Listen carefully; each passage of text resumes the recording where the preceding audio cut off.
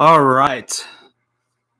What's going on, everybody? Welcome back to the Nerdy Mark channel. I am Sid the Nerdy Mark, and this is my review of NXT TakeOver War Games and Survivor Series. Now, I was going to do it with Armbar Audio, but we did have scheduling conflicts because we all have to work, unfortunately. So, well, not unfortunately, but, until we all get monetized, that is. So hopefully that's soon. So, YouTube, if you're watching, give us that sweet monetization. Thank you. Me and Armbar Audio.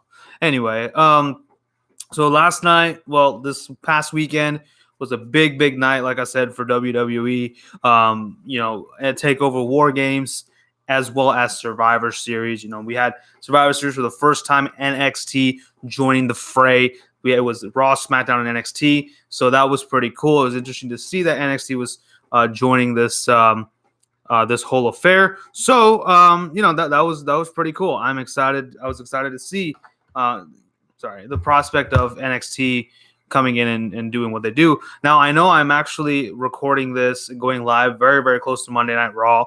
I probably will not be watching Monday Night Raw because I don't have time for that because, I don't have time for piss poor quality wrestling. So anyway, but I think let's just kind of dive right into the shows. I don't want to really dilly-dally way too much here. I know that's what I do usually. But what's up, Tim? I said something that he found amusing. So hope you're doing well, Timothy. I know, like I said, I know this is really close to Monday Night Raw, but what are you going to do? Anyway, so let's kind of get started with War Games. We had a match on the pre-show. Angel Garza taking on Isaiah Swerve Scott. Good match. I liked it a lot. I thought there was a lot of good high-flying action. Angel Garza actually used his tearaway pants, very smartly, very cleverly this time. He actually tore off his pants and threw it at Swerve and, got him distracted and everything. So that was pretty cool, being that crafty heel that he is. Angel Garza does finally win and beats Isaiah Swerve Scott. I think both of these men, they can be in title contention. That is for the NXT Cruiserweight title. I know Angel Garza's already had a match with Leo Rush for the Cruiserweight Championship, but you know what? That match was really good. I wouldn't mind seeing it again. So there's that. But Swerve Scott, I think it's just a matter of time before Swerve Scott is in the title picture. So I'm really excited for that. But yeah, this was a great match, man. And it's so cool to see a match on the TakeOver pre-show, because they've never done that, and it's TakeOver, so they'll do a good job. So I'm just really happy that they did what they did with the pre-show. So that was cool.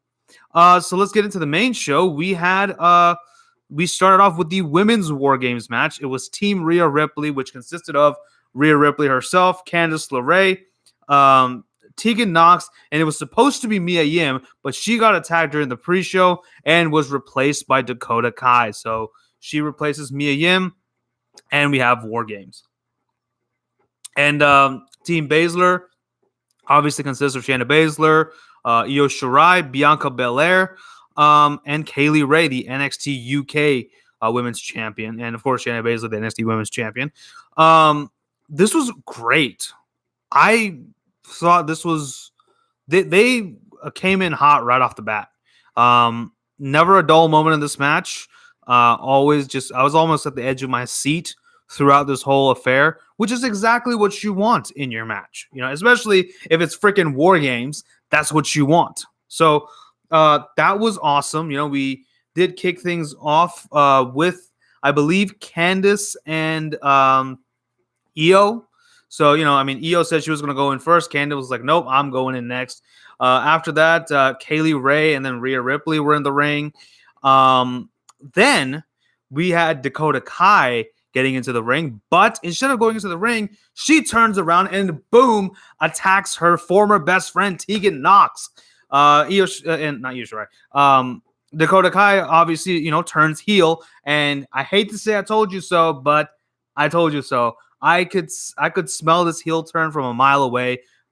From the moment that she was not selected for War Games on Team Ripley, I could tell. I was like, okay, this is going to build up to a heel turn of some sort, and obviously she takes it out on Tegan Nox because her best friend got selected and she didn't.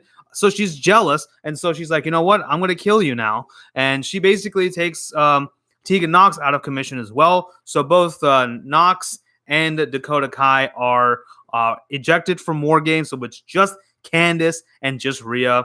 Of course, Bianca gets in, and finally Shayna Baszler gets in, and she is just taking her sweet time getting into the ring. She looks like she looks at Tegan Nox thinking that she's gonna beat her up. She's like, nah, it's not worth it. I think my work was done.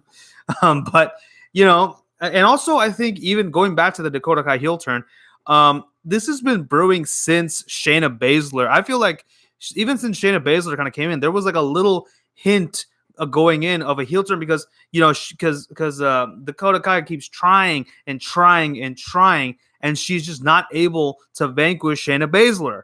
So if you can't beat them, join them, right? And of course, I don't think she's going to be part of the 4 horsewomen. That's obviously not going to happen, but I do think that she's going to have I'm happy for this heel run. That should be really, really interesting.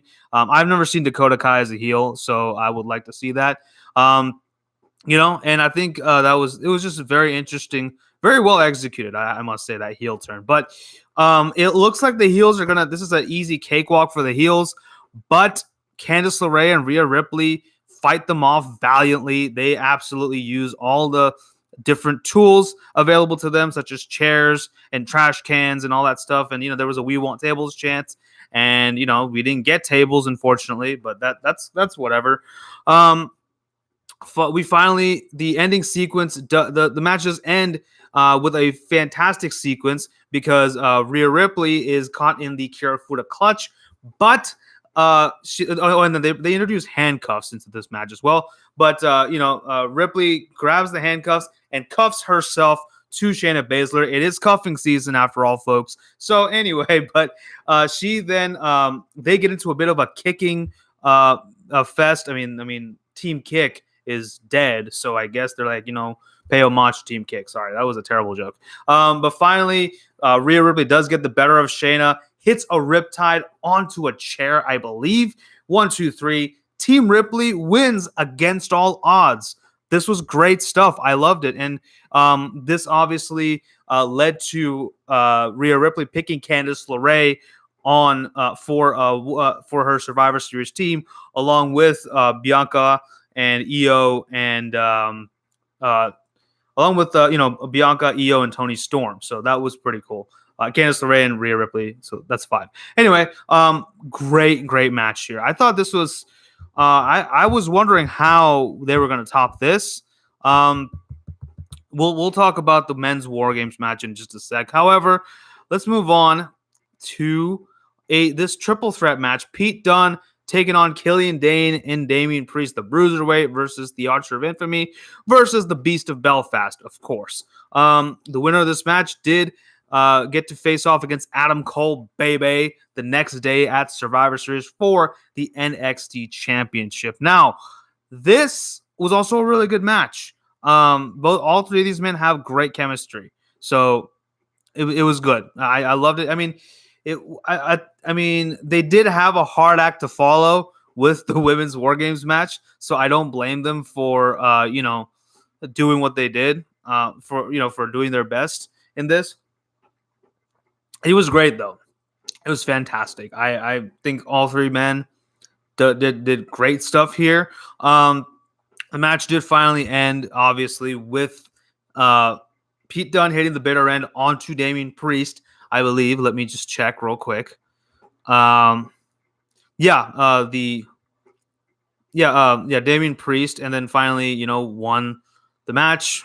And this was good. I liked it. So we will talk about Cole versus Pete Dunne when we get into the Survivor Series review. But another fantastic match. I loved it. So next up, Finn Balor, the Prince, now as he calls himself, even though he spells it now with an X instead of a C. So Prince, I don't know. Anyway, but the Prince Finn Balor taking on the Bro Matt Riddle, the original Bro. I'm sorry.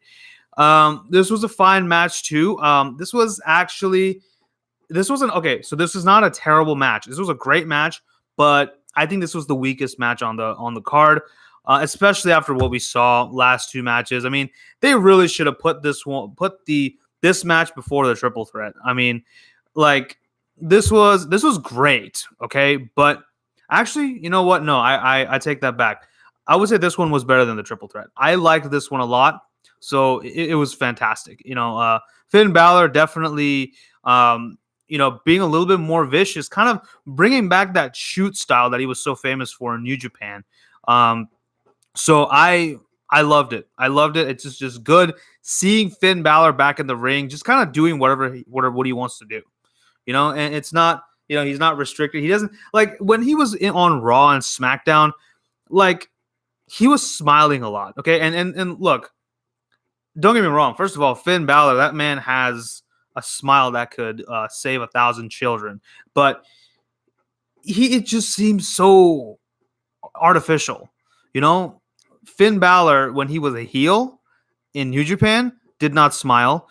Even when he was a babyface, when he was at the Apollo 55, whatever I've seen of Finn Balor or Prince Devitt, sorry, Smarks, Prince Devitt in New Japan when he was with Apollo 55, he didn't smile all that much. I mean, he smiled a little bit, but it wasn't like, him just like the freaking Cheshire cat just smiling all the way, his smile just, coming out of his face like that. No, it was a very natural kind of a smile that he had. But, they came down to WWE and like, it's like the smile that's like stuck to his face, like Jack Nicholson's Joker, like it was just like stuck to his face.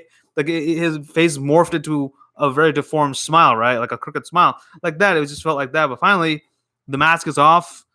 Finn Balor as a heel in NXT is great. And also the fact that he's, shaved his head a little bit, that really adds well to his heel dynamic. But anyway, obviously Finn Balor wins with a coup de grace onto Matt Riddle. After still a good effort though. Matt Riddle still did get some licks in, but it was pretty much Finn Balor for the second half of the match. So great stuff here. I liked it. Good. Congratulations, Finn Balor. So hopefully down the line, we do see him go for the title.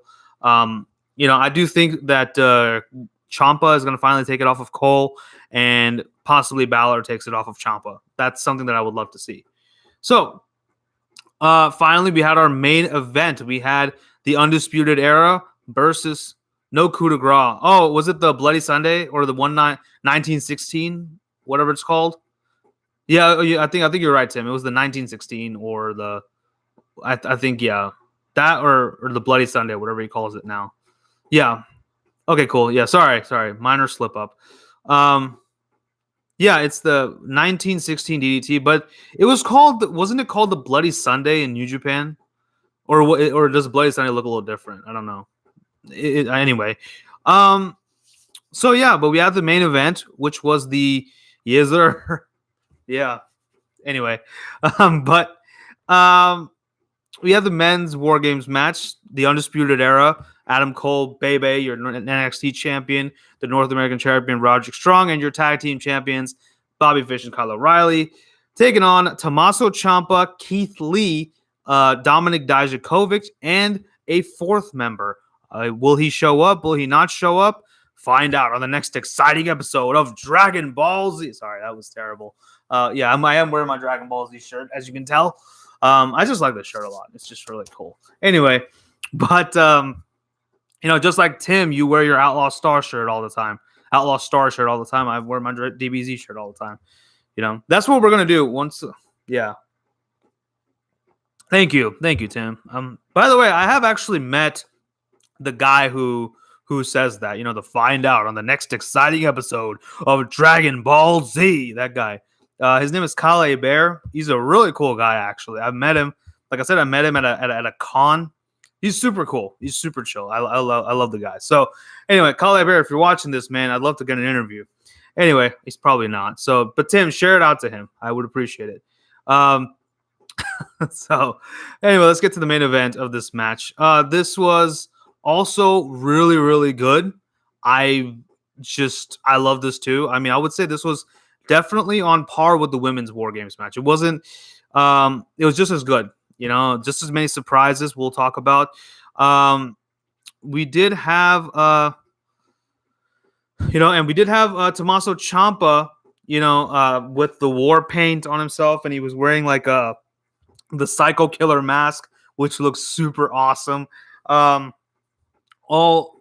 had all four, everybody in the ring, and whatnot. Everybody was in the ring at this point. Undisputed Era, obviously, were taking over because it was a 4-on-3 effort. The bell rang, and it didn't seem like anyone was coming out. It took a minute for someone. So all seven people, all seven participants were in the ring. And it looked like we were wondering who was the last person on Team Ciampa. Are they going to show up? Are they not going to show up? We didn't know. So, when the buzzer rang and no one showed up for like the first 30 seconds, we were getting concerned. And then all of a sudden, Kevin Owens' music hits. So, again, I was right with the predictions. Kevin Owens was going to be the fourth member of Team Ciampa. So, Kevin Owens came out in his NXT gear, that too. With the KO, made with the Scotch tape and everything. So that was really cool. So, and KO absolutely killed it here, hitting everybody with stunner after stunner after stunner. I think that's kind of really when the complexion of this match changed on the favor of Team Ciampa. So that was cool. Sorry, Instagram. Yeah, Apple Watch. It's distracting. Anyway, so that was really, really cool. I thought that was just amazing. Finally, we did have Tommaso Ciampa hit a huge air raid crash onto Adam Cole, onto a bunch of chairs, I believe. Oh, by the way, this match had tables. So congratulations, you got your tables. Anyway, but yeah, air raid crash, I believe, onto to Adam Cole, onto a bunch of chairs. 1, 2, 3. Team Ciampa wins. This was awesome. I loved it. And of course, Team Ciampa in the Survivor Series match did consist of Ciampa himself, NXT, Ciampa, Lee, Riddle, Priest, and Walter. That was pretty cool. So, but yeah, overall, great show by NXT. Once again, takeovers are always fantastic. And I would go ahead on record to say that War Games is my favorite takeover. I love War Games, man. This is good stuff. I am waiting for the day that NXT takeovers are independent of Big 5 or Big 4 pay-per-views. I don't know is it a Big 5 or Big 4 pay-per-views now? I'm not sure. Like, are they counting Money in the Bank as as one of the Big 5? I'm not sure, but I guess they are, because they did do takeover right before Money in the Bank, I think a couple of years ago. And even last year. So we'll see. But excuse me. I know they did TakeOver 25, but that was because it was, this is the 25th TakeOver, so they did it independently. But that's the thing. It shouldn't be because of special occasions. I personally would love to see TakeOver just independent of Raw and SmackDown. Hell, I want to see a takeover show, kind of like what they did with takeover Cardiff, I believe, and All Out. I want to see something like that. I want to see them going up against an AEW pay-per-view. Like, I would love to see that. So even though it'd probably be around the same time as AEW, which would kind of suck, because then I'd have to decide which pay-per-view I want to watch, because I would want to watch both. Anyway, but that's the thing. That's the great thing about being a wrestling fan. You have choices now. Anyway, this was overall fantastic show. I think they do it because people travel for both shows. Yeah, they should do. Yeah, that makes sense. But that's the thing. If NXT does want to distinguish itself as a third brand, they should just do their own thing. Like, honestly, just do their own thing. Because right now, the NXT wants to be the third brand. They want to, be like, we are the alternative to Raw and SmackDown. Yeah, well, have pay-per-views independent. If NXT does well on USA, I can see that. Yeah, I mean, and I think now after NXT, after War Games, and after Survivor Series, I definitely think that NXT is gonna spike in the rate. We're gonna see a spike in the ratings for NXT, and we're gonna definitely have AEW getting a run for their money on Wednesday nights. So I'm really excited. I think now is when the the Wednesday night wars are really beginning. So NXT should do takeovers when AEW does pay-per-views. Not all the time, but definitely if it happens to be on the same day, hey, go for it, or maybe at least like the next week, because you want people to watch your stuff, and because they're gonna be choosing, for competitions. Yeah, I get that. I totally get that. But that's the thing. As much as they say it, like Chris Jericho himself said that they're not at war with NXT, so obviously they're not gonna do a pay-per-view right when TakeOver is going on. Just they're not going to say, "Oh, when is TakeOver happening? Oh, we're going to do a pay-per-view on that day," and that's fine. Same thing with NXT. I don't think they're going to say, "Oh, when is AEW doing a pay-per-view? Boom, we're going to do it then." But I do like the idea, Tim. That would be really cool if it just happened, like, oh, TakeOver and AEW pay-per-view. But that's the thing. You'd have to choose between the two. That's the only issue I have. That's the only gripe I would have. That's the only drawback to that plan. It's a great idea, but I would have to choose between the two, and I don't want to choose. I want to watch both, Anyway, but it is, and I know, I can watch it later, whatever. But no, I want to watch it when it's like right then and there, right when it's live, when it's hot and fresh out of the oven, right? Anyway, but that's just my 2 cents. But I would love to see. But point being, TakeOver needs to be independent of Big 5 pay-per-views. So that's what I think. That's my hot take. But overall, I think my match of the night absolutely was the women's War Games match. From the heel turn, Dakota Kai's heel turn, to not Becky, Candice and Rhea defying all odds. That was just amazing stuff. I loved it. The men's War Games match was really good too. Kevin Owens is a surprise. I mean, that was fantastic. I kind of predicted it, but it was still great to see KO back in an NXT ring after so long. And as far as a rating goes, NXT TakeOver War Games, 2 thumbs up. I didn't think there was a bad match on this card. Everything was great. So, with that, let's move on to Survivor Series. Oh, boy. Now, I will be honest, I didn't watch any of the pre-show matches, but I do know the results because I have it up here on WWE.com. We had... pretty much each brand got on the map.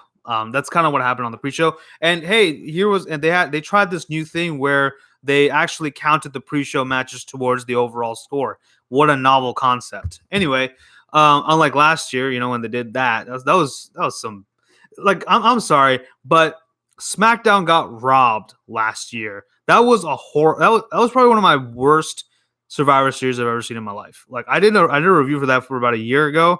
I think that's kind of when I started to wean away from Raw and SmackDown and get more into NXT and 205 Live. So there you go. But yeah, we'll just talk about it. So there was apparently a tag team battle royal, which Ziggler and Rude won, getting SmackDown on a point. NXT Cruiserweight Championship, Lio Rush versus Kalisto versus Akira Tozawa. Lio Rush retained, getting NXT on the board, and the Raw Tag Team Championships, Viking Raiders. They defeated Undisputed Era and the New Day, so that got Raw on the board. So they came into the main show with one win apiece. That was pretty cool. We began Survivor Series proper with the women's Survivor Series match, triple threat Survivor Series match. What do you know? The women opening up War Games and the women opening up Survivor Series and closing it out, of course. But that's pretty awesome. I love seeing this. So this was a fine match, but it got a little sloppy, So apparently Candice LeRae and Io Shirai got injured for a little bit, and they were taken out of the match. So they were it was only 3 people at that point: Rhea, Bianca, and Tony. This was cool. And then my girl Tony got eliminated in the beginning. Why they have to do Tony like that is beyond me. That's stupid because Tony Storm is awesome, and she is my wife, as is Xia Li. So, I have a lot of wives from WWE. They just can't resist me. They all want me. They all want me to give them the ring. So, it is what it is. It's hard. It's hard out here. It's hard out here for a pimp. Anyway, but anyway, so this was a decent match, but yeah, and then so Candice and Io are taken out early on. Tony Storm gets eliminated, like the first person to get eliminated. All this is happening and then we had a spot where there was dissension on Team SmackDown between Asuka and Charlotte Flair, or was it Team Raw? No, Team Raw. Sorry, Team Raw. Charlotte Flair and Asuka got into got into it a little bit. Charlotte threw Asuka out of the ring. Asuka came back, sprayed Charlotte with the green mist, who looked like she was turning into an old hag, basically, who screamed and looked at her hands as if she was turning into a monster, which, whatever. But that allowed, I think, NXT to get the elimination. So both NXT UK, yeah, that's messed up, man. I'm going to talk about Walter, okay? So, hold on to your horses, Tim. I'm gonna talk about Walter when we talk about the men's Survivor Series match. But this was fine. This was okay. And then at that point, finally, it was the last three remaining were Rhea on NXT, Sasha on SmackDown, and Natalya on Raw. And then all of a sudden, we had Io and Candice just coming back out, and they basically kind of healed it up a little bit. First of all, these two are bitter rivals on NXT, and second of all, they're not. Candice LeRae is not a heel. And Rhea Ripley, she's a babyface now. When she came in, and she's pretty much cemented herself as a face in NXT. So, I mean, Io Shirai makes sense, but still, basically they did cheat too. They kind of did the whole distracting the referee bit. Finally, Rhea Ripley hits the Riptide on Sasha and wins the match. So NXT get their first win, get R2, so they're in the lead. So that was cool. But I mean, I'm glad NXT got the win, but this was so weird. I mean, it just made no sense. I mean, out of the blue, Io and Candice get injured, and then they just return back into the ring. Because reasons, I guess. So that made really no sense. I don't know why the hell they did that. But then again, I mean, of course, Vince McMahon is booking it, so obviously he's just going to be like, well, get those two back in there. I want that blonde girl back in the match. Yeah. That's Vince McMahon. That's what he'll do. Candice LeRae, she's blonde. Get her back on the TV, damn it. Anyway. Oh, man. Jesus. All right. Then up next, we got I need some water. We got the mid-carders match. We had the NXT North American champion, Roderick Strong, taking on the Intercontinental champion, Shinsuke Nakamura, whose title, by the way, looks absolutely sweet. I love it. And the United States champion, AJ Styles. It's a heel versus heel match, but it's still really good. I still enjoyed it thoroughly. Sami Zayn obviously is on the side of Shinsuke Nakamura. However, AJ doesn't have the OC with him, and Strong doesn't have the era with him. So, that's cool. This was fine. I mean, there wasn't like too many spots that I really want to talk about. AJ hit the phenomenal forearm onto Shinsuke, and Roderick Strong pushed him out of the ring, AJ out of the ring, that is, and pinned Shinsuke Nakamura for the win. I'm glad. This was a great match, and I'm glad NXT got the win here. But Shinsuke Nakamura debuted a new freaking title. How do you make the guy lose? So what now? It's just like, is it more like a symbol of, oh, we can beat the shit out of this guy? Is it more like that instead of a push? I don't know, because I mean it's a new title. You're supposed to give him at least if you don't want to give him the win, fine. At least have Roderick pin AJ, because he can afford to take a pin at this point. But Shinsuke Nakamura has been booked like shit. I mean, even though, the thing with Sami Zayn is fine, but he's been booked really badly for God knows how long. Like, I think, ever since his heel turn, he's been booked pretty badly. I'm going to say it right now. Since Shinsuke Nakamura turned heel, they've just been doing nothing but jobbing him out. And it's ridiculous because Nakamura is freaking awesome. If you have not watched Shinsuke Nakamura versus AJ Styles at Wrestle Kingdom 10, I implore you, go watch that match and you'll see why Shinsuke Nakamura is so great. At least that match. There are other matches on there. His match with Kota Ibushi, which I do need to go back and watch, but I know it was really good. Tim can, testify for that. But like, what the hell? Why are they doing this to Shinsuke Nakamura? Whose cereal did he freaking piss in to get angry? Like, did he spit in Vince McMahon's coffee like 5 years ago, and that's why Vince has like this grudge against Nakamura? Like, this is stupid. Like, seriously, just either push him properly or just let him go. Either go back to NXT or go to AEW. I know Tim will say AEW, but I don't care. I'll keep him on NXT. Honestly, like, let him be on NXT. He was great in NXT, so let him stay there. Or I'm sure, or you do have Cody, the Bucks, and Kenny Omega, who would love to have, who would welcome Shinsuke Nakamura with open arms onto Dynamite, and we could get Nakamura versus Kenny Omega. Like, we never got that match because Nakamura went over to WWE, and we would finally get that match now. But Wrestle Kingdom 9. So him versus Kota Ibushi. Go watch that match. You'll see how great it is. See, I got so angry that I knocked my Charizard off, and I'm a horrible person because I had lost my Charizard, and then I found out that I was sitting on my Charizard all this time. Like, my chair was squishing my Charizard all this time, and I feel really bad. So Charizard, I'm really sorry. I hope you can forgive me. I will never do that again. I love you and cherish you a lot. You are fantastic. Okay?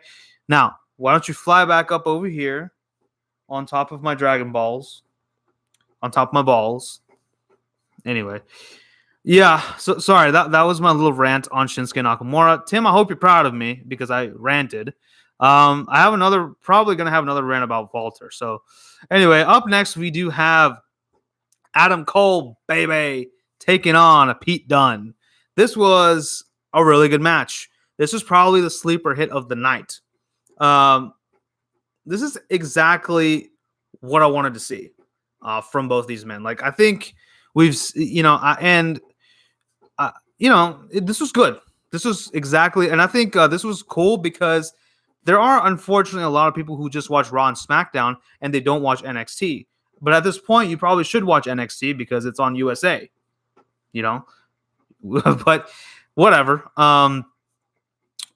So I think if you have not watched NXT and this is your first exposure to what two NXT superstars can do, I would highly recommend you watching NXT. It's fantastic. Anyway, I don't need to keep saying it's fantastic because I review it every week. Obviously, you know that I think it's fantastic. So anyway, but I think this was a great way to I think this whole show was a great way to showcase what NXT is all about. And that's one thing I did appreciate about Survivor Series is that they kind of said, hey, look, we have this third brand. It's called NXT. We have all these amazing talent. You should totally watch it, for people who don't watch Raw, who only watch Raw and SmackDown. So, yeah, I thought that this was a great match here. I loved it. Of course, finally, Pete Dunne did lose to Adam Cole when he apparently hit the Panama Sunrise. So, it was interesting to see, though, like, even though even though Adam Cole is a heel, he actually had more of an uphill battle to climb because he was bruised and battered after War Games. But he was the one to overcome the odds. And he didn't do it with the Undisputed Era. He did it all by himself, in which he has done before. But yeah, this was fine. I liked it. I know Tim and John, they had their review early on for both these shows, and both of these guys. Oh, Panama Sunrise out of the bitter end to the last shot. Okay, thank you, Tim. But yeah, I know these guys are huge Pete Dunne marks, and they really wanted Dunne to win the title. Yeah, I would love to see Dunne win the title as well, but for right now, I would keep it on Adam Cole. Like right now, I think the only person who needs to take it off, in my opinion, right now, Ciampa is the one to take it off of Adam Cole. Because Tim, John, I know you two are Pete Dunne marks. I'm a Ciampa mark. I want Ciampa. So, but also I think he's the one who is the best, who's poised to take it off of him at this point. So, like, yeah, I mean, I get like it's what it is. But yeah, definitely. But down the line, would I love to see Pete Dunne take it off of Pete Dunne win the NXT championship? You bet. I do want that to happen though. Just not right now. I would honestly have Dunne take the North American title off of Strong. That's what I would do. So yeah, Ciampa or Dream. Yeah, no, Ciampa. I love Dream. Dream is great, but it's Ciampa. Anyway, next up, we had Daniel Bryan taking. We had the Fiend Bray Wyatt, the Universal Champion, taking on Daniel Bryan, and this is for the Universal Championship, the Blue Universal Championship. Hey, look, my cup is blue as well. Yeah. Anyway, I'm getting the "I'm Blue" song stuck in my head now because it's a blue title. However, the screen went red again, which was weird. I mean, like I could see it on the screen, but like I can just imagine like having to squint, being live and having to watch that match. It must have been painful for everybody in that arena. So, I really liked. I thought this match was okay. It wasn't great. I still, and by the way, and I still love the Fiend. Okay, I still think the Fiend is amazing. I still think that this is like I'm so glad that they literally strapped a rocket to the Fiend and shot him as far as they could so far. I think they did the right move by keeping the Universal title on the Fiend. Daniel Bryan did get some licks in. He even brought back the yes kicks and even did the yes chant, which was really cool to see. So that was awesome. But I think the right person won. Fiend is great. I really like. I cannot stress enough how much I like the Fiend. It's just so cool. I mean, if Bray Wyatt, for some reason, if he has to retire, he could literally make a series of Grindhouse films with the Fiend as the main character. Like, just make that. Just call it Firefly Funhouse and make it like, or pitch it to Adult Swim. Literally, I'm not even joking. This is like serious. I seriously want to see this. I would love to see like an Adult Swim series featuring the Fiend. Like that's something that should happen after maybe someone like after he retires from wrestling. Bray Wyatt definitely should just use the Fiend, and he can do so much more with it than just wrestle, just be in the wrestling ring. He can like that character is money. I'm telling you right now. Like he could like I said, go into film and go into TVs, like go into video games. I don't know, just do something with that, and that would be really cool. Well, I mean, technically, Fiend is already in a video game, the 2K20, but you get the point. Something that's not a non-wrestling video game. Let's get into that. So, yeah, but Fiend won. Fine, good, okay match, whatever. Next up, we had the men's Survivor Series match, SmackDown versus Raw versus NXT once again. This was a little bit better than the women's match, but still didn't really. Still, it was what it was. It definitely drained my energy quite a bit. This match did until the end. Now, as Tim pointed out, the ring general Walter was the first one to go. Like, are you serious? Really? It's freaking Walter. You're not supposed to let this guy get eliminated until like he's number 3 or something. Like I would have had Priest go out first, then maybe No, well, yeah, I would have had Priest go out first and then maybe Walter. Like that would have been okay. Like for a little bit, like Walter. And why the hell? Okay, and this is another thing that pissed me off. Why the hell were Drew McIntyre's chops louder than Walter's? Why? That made no sense because Walter is the chop master. He's the freaking you know the slap chop, that thing that chops your fruits and vegetables. Walter is the human version of the slap chop. Okay, his chops need to be needs to sound like someone was shooting a freaking elephant gun. Okay, that's how loud it needs to sound. So that was ridiculous. Second of all, Walter being the first person to get eliminated. Like, what? Why? I mean, he's only like the freaking leader of Imperium, the most dominant faction on NXT UK. He's only the NXT UK champion. So, what? Please tell me what logical reason is there to eliminate Walter, such an accomplished gentleman? What in the world? That was so stupid. I don't get why they did that. Like I said, Damian Priest should have gone out first. I love Damian Priest, okay? I'm a huge fan of Damian Priest, but I will agree that he should have gone out first because he's still kind of fresh from NXT, so it's fine. But Walter, come on, man. You could have done better. I mean, what? I mean, he's what? Vince McMahon doesn't like Walter, so he said get him out first. Come on, man. That was ridiculous. Anyway, I think I used up all my energy when I ranted about Shinsuke Nakamura. Sorry, Tim, if that rant wasn't to your liking or to your to your standards, but I did my best. But yeah, it was still bullshit. I'm gonna call bullshit on that. That was stupid. The crowd was chanting bullshit when Walter got eliminated, and I agree. That was stupid. Anyway, finally it got down to Velveteen Dream. No, there was also a spot where Seth Rollins and Roman Reigns were trying to hit a Shield powerbomb onto Tommaso Ciampa.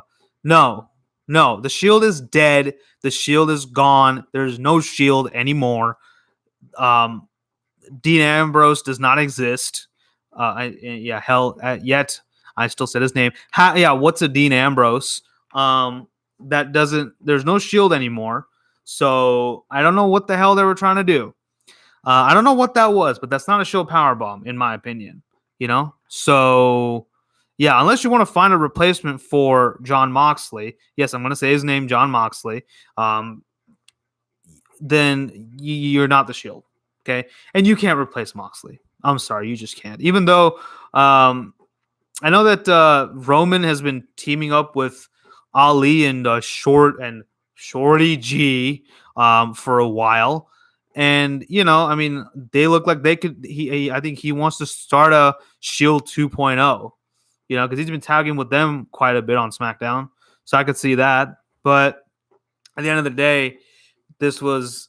Yeah, you don't just stop it. Don't do the Shield powerbomb thing again. Don't ever try that powerbomb spot again. You don't get to do it anymore.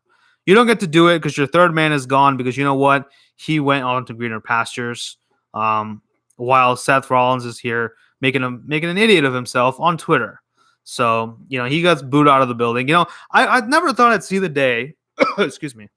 I never thought I'd see the day where people were booing Seth Rollins and cheering Roman Reigns.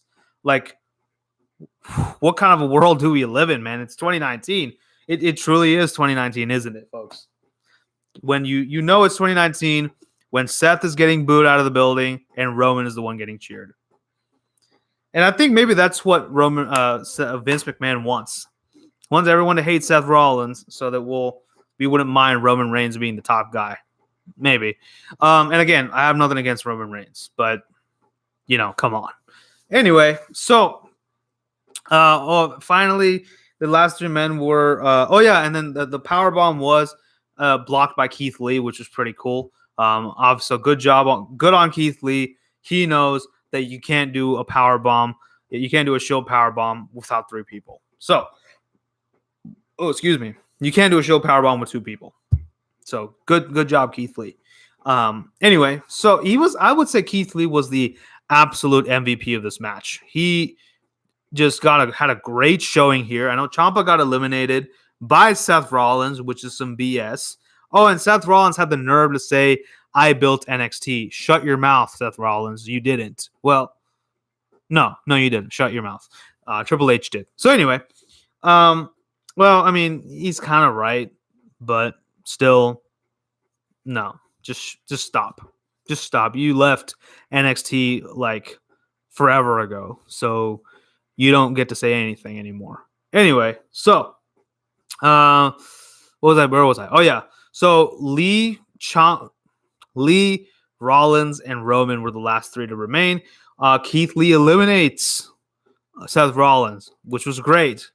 And then it was Roman and Keith Lee remaining. Roman hit 2 Superman punches, but Lee kicks out after he tried to go for a pin. Lee hit a spirit bomb onto Roman Reigns, but Roman kicked out while he was still on the floor. Lee tried to go for a top rope maneuver and missed wildly. Spear 1, 2, 3. Roman Reigns wins for Team SmackDown.